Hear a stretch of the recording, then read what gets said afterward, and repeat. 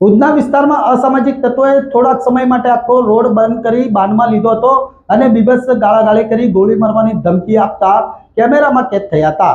ગાડી પર TV પ્રેસનું board મારી દાદાગીરી કરતા તત્વોની ઉધના પોલીસે ગણતરીના કલાકોમાં ધરપકડ કરી હતી।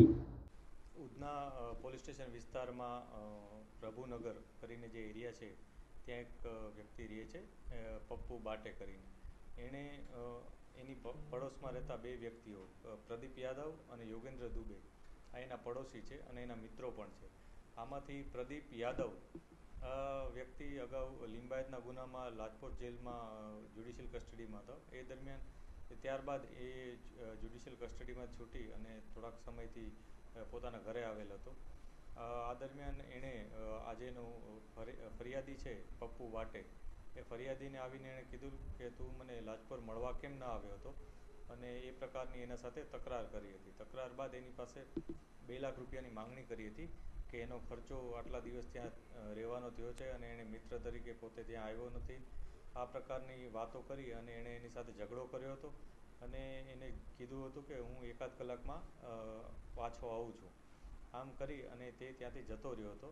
આ બનાવ ગઈકાલનો સાંજના 5-1 વાગ્યાનો છે।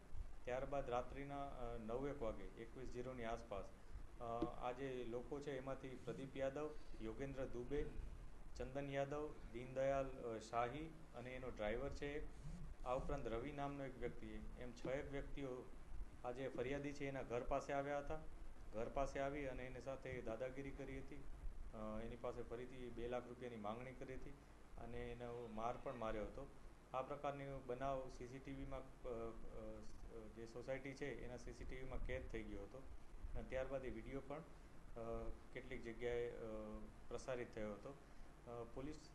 ઉધના પોલીસે જે ફરિયાદી છે એનો સંપર્ક કરી અને એને પોલીસ સ્ટેશન જ્યારે ફરિયાદી આવ્યા ત્યારે તેની વિગતવારની ફરિયાદ લીધી છે અને આ બનાવમાં જે 3 આરોપીઓ છે પ્રદીપ યાદવ, ચંદન યાદવ અને યોગેન્દ્ર દુબે આ 3 વ્યક્તિઓની ધરપકડ પોલીસે કરી દીધેલ છે। બાકીના જે 3 વ્યક્તિઓ છે એની ધરપકડના પ્રયાસ અત્યારે ચાલુ છે।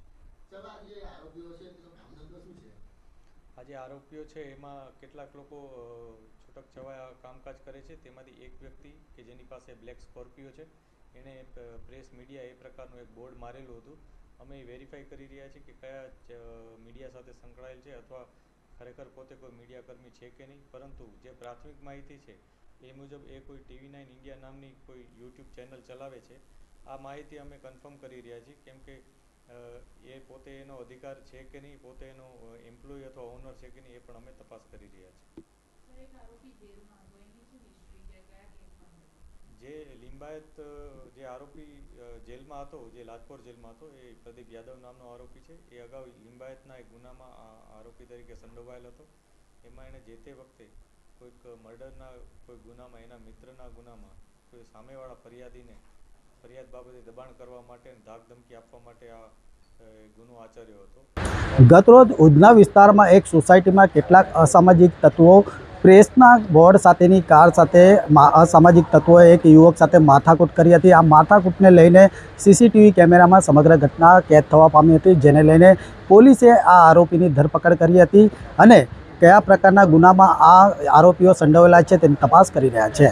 કેમેરામેન જયશ્રી સાગરની સાથે ધીરજ સુમરા, લોકવિશ્વાસ ન્યૂઝ, સુરત।